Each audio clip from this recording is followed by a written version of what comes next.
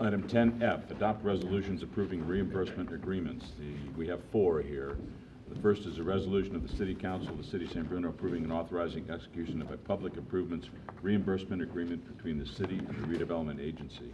Is it easier to go through take an action on each one, or as we go? Well, ultimately, I think an action on each one, Mayor, but I would read them all now because we do have the issue of exactly, right. Of you know what. You know what. Item F2, resolution of the San Bruno Redevelopment Agency approving and authorizing execution of a public improvements reimbursement agreement between the redevelopment agency and the city. Item F3, resolution of the City Council of the City of San Bruno approving and authorizing execution of an affordable housing reimbursement agreement between the city and the redevelopment agency. And item F4, resolution of the San Bruno Redevelopment Agency approving and authorizing execution of an affordable housing reimbursement agreement between the redevelopment agency and the city. We have had this these redevelopment items up before us before, and based on rulings from our previous city attorney and our current city attorney, we have the recusal of 2 members, Mr. Medina and Vice Mayor Salazar. So, do you want to say anything, or do you want me to just go ahead? For a second. So last year, as Mayor Wayne indicated, your city attorney advised that a couple of members had a conflict in voting on some of these RDA decisions that related to policy issues establishing funding or RDA projects. And so straws were drawn. Council member O'Connell was selected to participate. So recognizing that these are important issues that members would like to participate in if they possibly can, I did take a fresh look at the FPPC decisions and concluded, after reviewing them, that the FPPC would probably still find that there's a potential conflict for the agency members Salazar and Medina. So if they agree at this time, they should announce their recusal, indicate the reasons for that recusal, leave the room, and then return at the conclusion of the item. Okay. You go first. Okay. I've been advised that my primary residence is within a certain distance of the redevelopment area, so then I will recuse myself.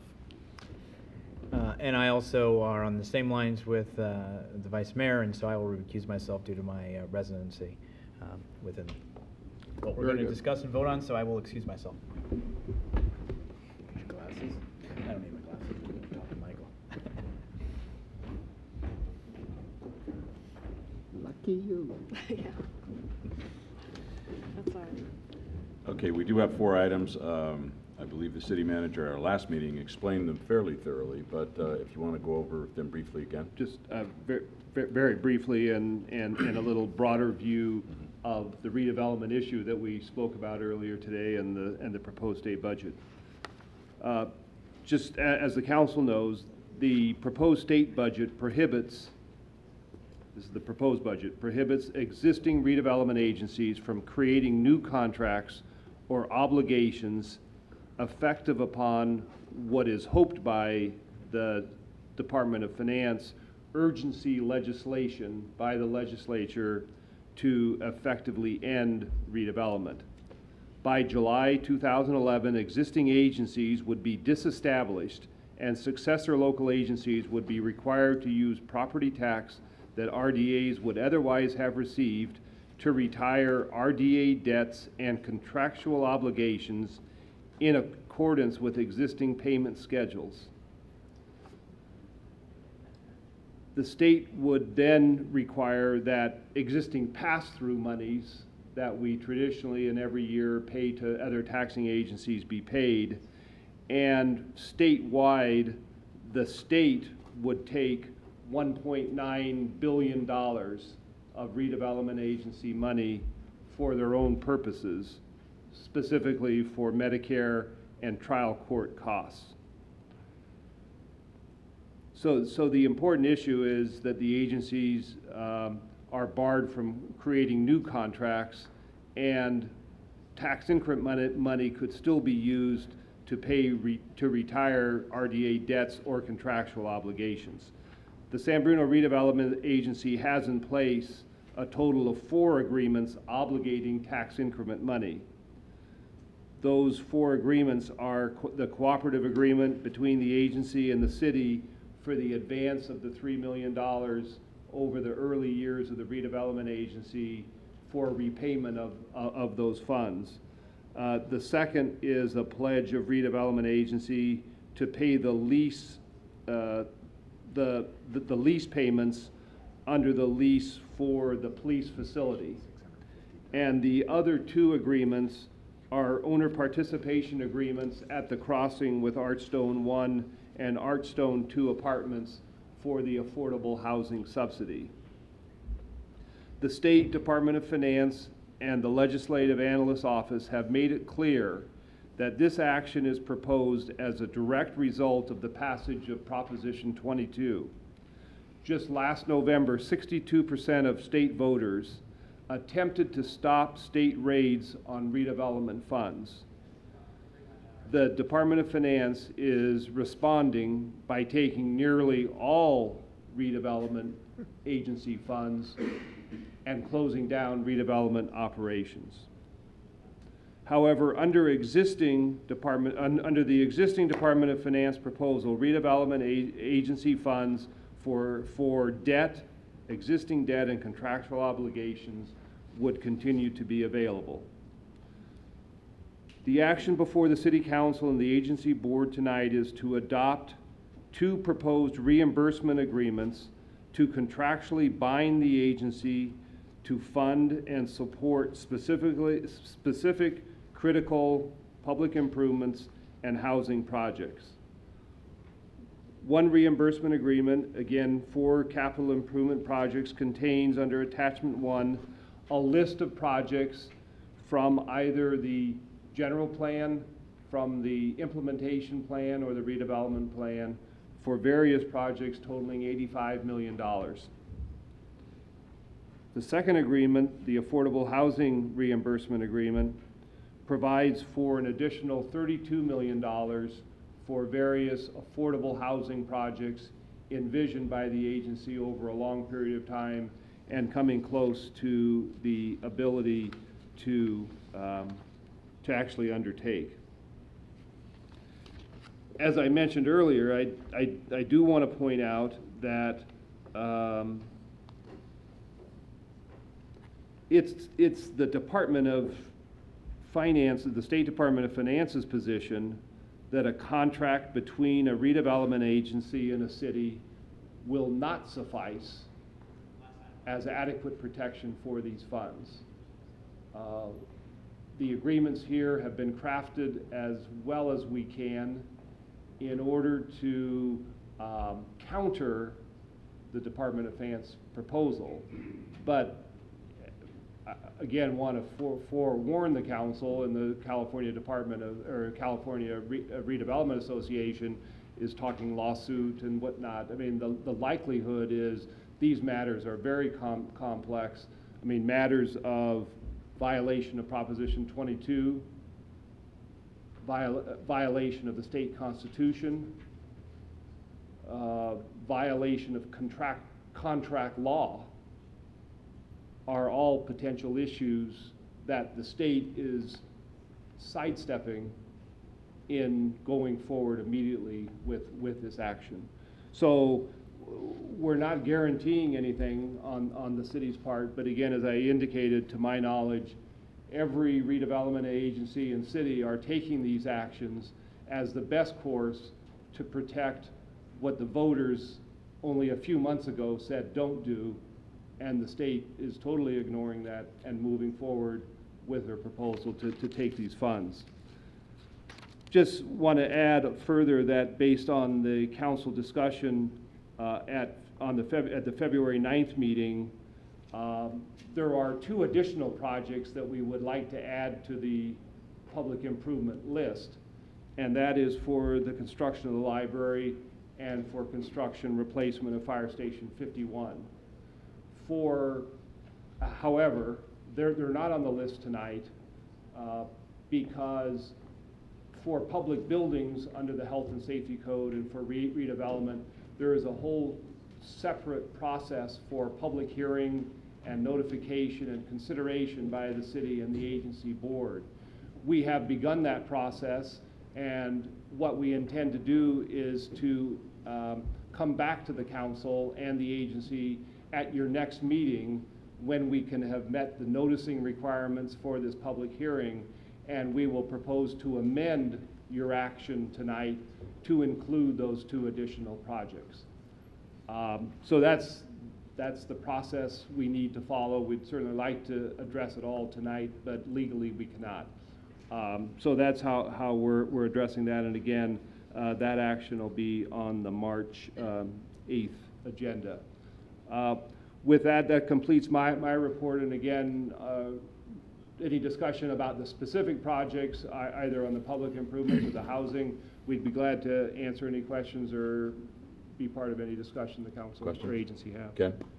Just briefly, I can appreciate you being very clear and deliberate in what you've been stating, and don't take this the wrong way, but is there a network throughout the state where we're comparing notes and going over what sort of procedures and sort of strategies that each city is doing with their redevelopment agencies and these types of agreements? I would say the League of California Cities and the California Redevelopment Association are all over this. I mean, that is, I mean, it's certainly networking. I mean, every day there's communications among all the members of these agencies and clarifying what actions others are taking. I mean, just in preparation of our own work, we've reviewed the work that many other cities and agencies have done, and to see how it's worded, to see the size of the projects, the scope of projects that they're approving. So I would say this is an item that there's a lot out there, and we're dialed into it as much as we can. Okay. And if I may, just through the chair, specifically, our RDA attorney represents a great many other cities on the peninsula and throughout the state who have identical concerns as the city of San Bruno does. And not only that, but his firm also represented, as I recall, the association as well. And so they are very aware of all the latest techniques to use so that we can have the best possible chance of a positive outcome on this. Yeah, I didn't have any doubt. It's just that I needed to be reassured.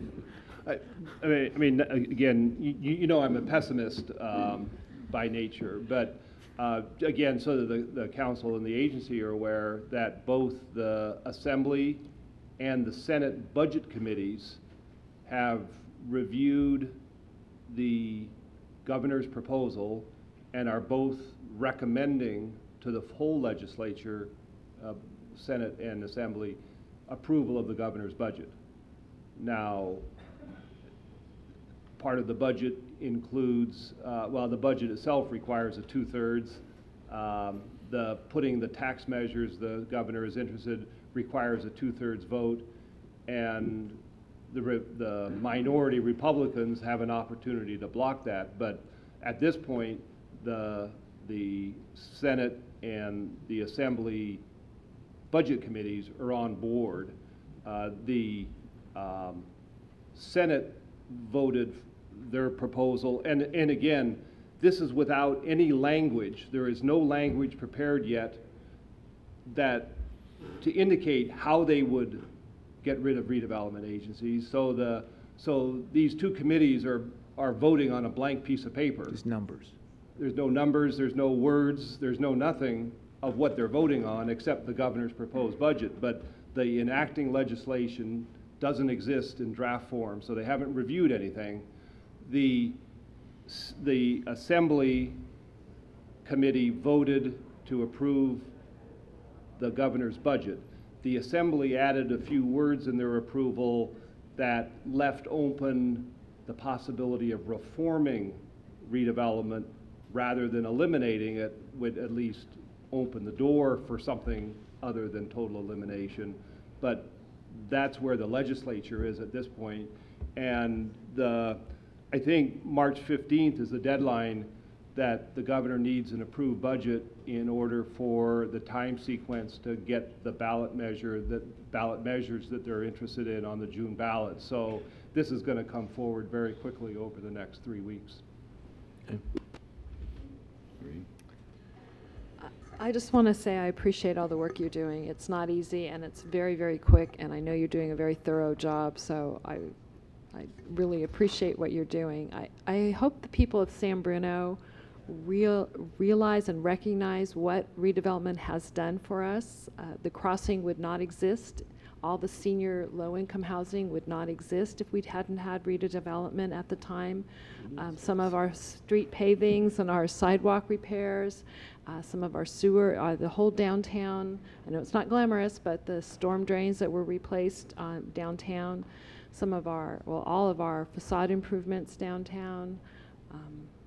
I know there's more. Some of the housing the low-income housing that had been rehabilitated in the avenues, all those things and more are because of redevelopment. And you know, the schools still get a share, the cities still get a share, the county still gets a share. It's not like we took everything, and I think we're doing a fantastic job of generating tax money and generating jobs with redevelopment. So if you are in a mind to, you can call your senator or email or your assemblyman and let them know what San Bruno is doing. Thank you. I agree.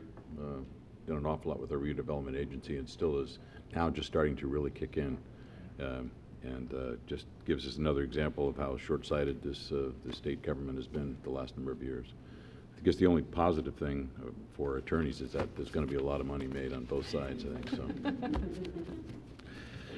Okay, we have 4 resolutions.